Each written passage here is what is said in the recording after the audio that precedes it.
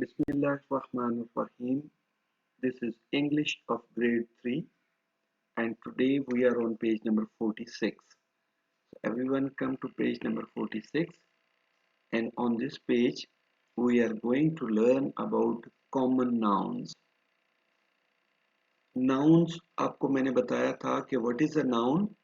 Noun is a name of something.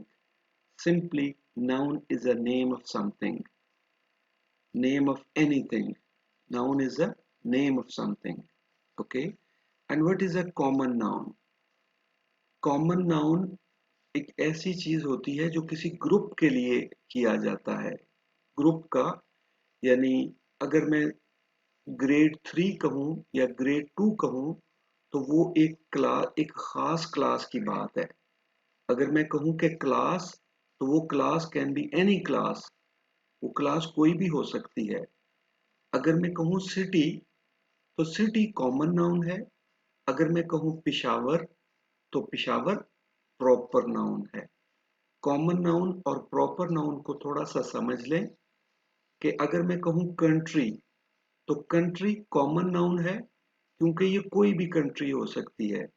अगर मैं कहूं पाकिस्तान, अगर मैं कहूं इंग्लैंड, अगर मैं कहूं अमेरिका या ईरान या सऊदी अरब तो ये प्रॉपर नाउन है.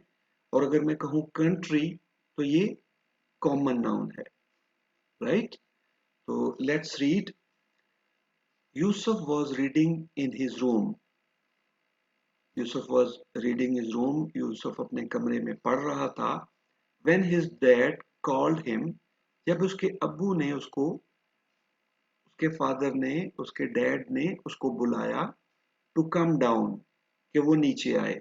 यानी वो ऊपर वाले कमरे में खेल रहा था तो पढ़ रहा था तो उसके अब्बू ने उसको बुलाया कि वो नीचे आए. He heard someone shout surprise. उसने सुना कि किसी ने कहा, किसी ने चिल्ला के कहा. शाउट चिल्ला के कहा, जोर से कहा. सरप्राइज हर्ड उसने सुना, किसी ने कहा सरप्राइज, किसी ने सरप्राइज कहा. तो Yusuf friends had thrown a surprise party for him.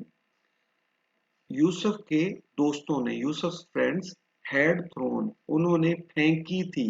ये थ्रो तो का मतलब होता है फेंकना. उन्होंने फेंकी थी. ये एक स्टाइल है इंग्लिश में कि had thrown a surprise party. उन्होंने एक सरप्राइज पार्टी अरेंज की थी या बनाई थी उसके लिए. तो अचानक जब उन्होंने सरप्राइज कहा तो हैरान कर दिया उन्होंने यूसुफ को. और ये सरप्राइज क्यों कि Yusuf was not expecting the surprise party. Yusuf नहीं सोच रहा था कि उसके दोस्त उसको पार्टी देंगे, लेकिन उन्होंने उसको हैरान हैरान कर देने वाली पार्टी दी. ओके. उन्होंने उसको लिए had thrown a surprise party for him. उसके लिए थ्रो का मतलब होता है फेंकना. और यहाँ पे मतलब बनेगा बनाई थी या उसको सरप्राइज पार्टी दी थी.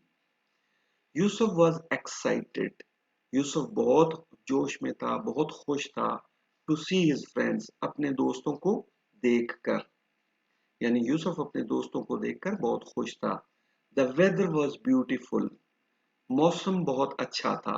दैट डे उस दिन. अच्छा, अब ये वेदर जो है, ये weather can be any weather. Weather आपको पता है ना कितने वेदर होते हैं. अगर कहा जाए स्प्रिंग तो स्प्रिंग होगा प्रॉपर नाउन. और अगर कहा जाए वेदर तो वेदर होगा कॉमन नाउन. क्योंकि वेदर कोई भी वेदर हो सकता है. It can be spring, it can be hot summer, it can be winter, it can be autumn. और सीजन या वेदर जो है, weather can be hot, weather can be cold, weather can be rainy, weather can be cloudy. लेकिन जब weather कहेंगे तो weather होता है कॉमन, कॉमन नाउन. और अगर हम कहेंगे क्लाउडी या रेनी तो वो होगा proper noun. The weather was beautiful that day. वेदर उस दिन बहुत अच्छा था, बहुत खूबसूरत था. The food was delicious.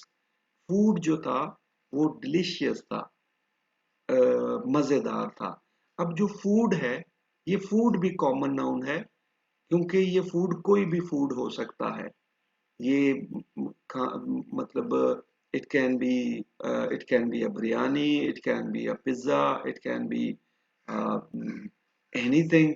Okay, it can be some sort of sweets, ये कोई स्वीट भी हो सकती है। लेकिन जब हम फूड कहेंगे तो food is the common noun. और अगर हम पिज्जा कहेंगे, बर्गर कहेंगे, पुलाव कहेंगे तो वो प्रॉपर नाउन होगा।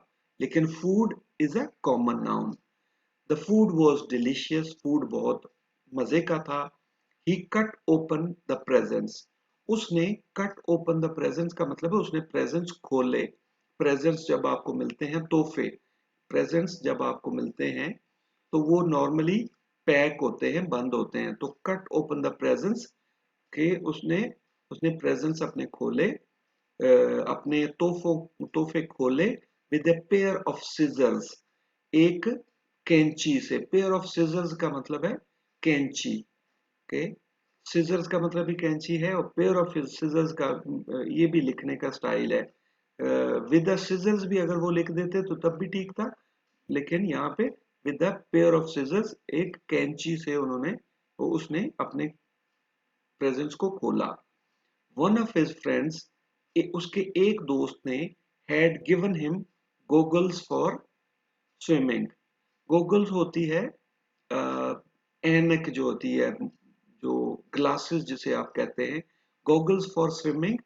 ये स्विमिंग के लिए गोगल्स, ये ऐसी यानी वाटर प्रूफ ग्लासेस होती हैं जिनमें पानी जो है वो नहीं रुकता। ये खास तौर पर स्विमिंग के लिए यूज होती हैं। तो वन ऑफ हिज फ्रेंड्स, उसके एक दोस्त ने, हैड गिवन हिम, दिया था उसे, गोगल्स फॉर स्विमिंग, उसको तैराकी के लिए। स्विमिंग, तैराकी, ये आप जानते हैं कि स्विमिंग क्या होती है। गोगल्स दिए थे, एनकें दी थी या ग्लासेस दी थी। लेटर, बाद में, when the parents came to pick up the children, जब पेरेंट्स आए, जब वालदैन आए। पेरेंट्स भी आपको पता है, इनका मतलब तो पता है, लेकिन आप अंडरलाइन में आप स्पेलिंग्स के लिए कर रहा हूं कि आप इसको अपने पास लिख लें। लेटर, बाद में, लेटर को भी अंडरलाइन करें, बाद में। When the parents came to pick up the children, जब वालदैन चिल्ड्रन को लेने के लिए आए, पिकअप करने के लिए आए।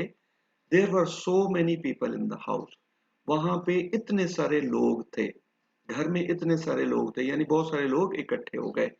अब यहाँ पे ये पीपल है, पीपल लफ्ज, ये पीपल जो है ये भी कॉमन नाउन है, क्योंकि पीपल कोई खास बंदे की बात नहीं हो रही, बल्कि ये आम एक ग्रुप की बात हो रही है। तो पीपल इन द हाउस, वहां पे बहुत सारे, घर में बहुत सारे लोग थे। आफ्टर दे लेफ्ट, उनके जाने के बाद, या उनके, जब वो चले गए, आफ्टर दे लेफ्ट, जब वो चले गए या उनके जाने के बाद। Yusuf helped his parents, Yusuf ने अपने पेरेंट्स की मदद की। Tidy up the mess, tidy up आपको पता है कि मैंने बताया था कि ये क्लीन भी कहते हैं, क्लीन अप द मेस भी हो सकता था। लेकिन टाइडी अप का मतलब होता है कि हर चीज को उसकी जगह पे रखना। के सफाई और टाइडी अप में थोड़ा सा फर्क ये है कि सफाई आप करते हैं, डस्टिंग करते हैं आप, मतलब ब्रश करते हैं, तो उसको फर्श पे आप ब्रश करते हैं, आप कपड़ा झाड़ते हैं, ये होती क्लीनिंग। टाइडी अप है, आप अपनी बुक्स को उनकी जगह पे रखते हैं, शूज को उसकी जगह पे रखते हैं। तो टाइडी अप द मेस, के मेस होता है जो भी खराब, जो भी कूड़ा होता है, या जो भी मतलब चीजें इधर उधर पड़ी हो, तो उसको हम कहते हैं कि व्हाट इज अ मेस, कि क्या मेस बनाया हुआ है, क्या गंद मचाया हुआ है, इस तरह कहते हैं। तो टाइडी अप द मेस, उसने जो वो सारा मेस था, जो सारी गंदगी थी, उसको सेट किया, के टाइडी अप किया। They had to clean the furniture, उनको फर्नीचर क्लीन करना पड़ा। हैड टू जो है, करना पड़ा, सही। हैड टू का मतलब है करना पड़ा। They had to clean the furniture, उनको फर्नीचर क्लीन करना पड़ा। अब ये फर्नीचर की तरफ भी जरा देखें कि furniture can be any furniture, it can be a table, it can be a chair, it can be a sofa. लेकिन जब हम फर्नीचर कहेंगे तो furniture is a common noun. जब हम चेयर कहेंगे तो chair is a proper noun.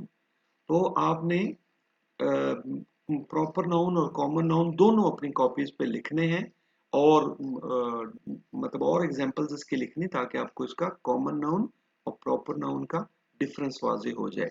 Furniture is a common noun, chair is a proper noun. And the floor, और फर्श को भी साफ करना पड़ा।